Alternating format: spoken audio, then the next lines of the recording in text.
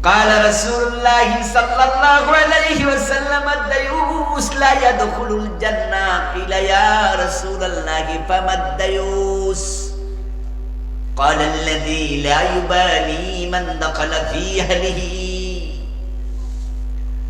রাসূল কোন মহিলাকে দায়ুস বলেন নাই। এখানে তো সব পুরুষ মানুষ তাই ধাক্কায় ওইদিকে ফাটাইতে চায়। রাসূলুল্লাহ দায়ুস বলেছেন পুরুষদেরকে।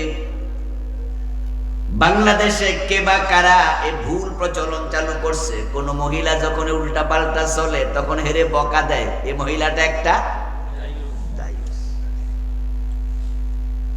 রাসূল যখন বললেন লা ইয়াদখুলুল জান্নাহ ইয়াদখুলু তাদখুলু সিগা ওয়াহিদ মুযাক্কার ওয়াহিদ মুআন্নাস, ইয়াদখুলু মুযাক্কার তাদখুলু মুআন্নাস, এজন্য দায়ুস শব্দটা নারীবাচক শব্দই না। দায়ুস শব্দটা বানানো হয়েছে পুরুষের জন্য।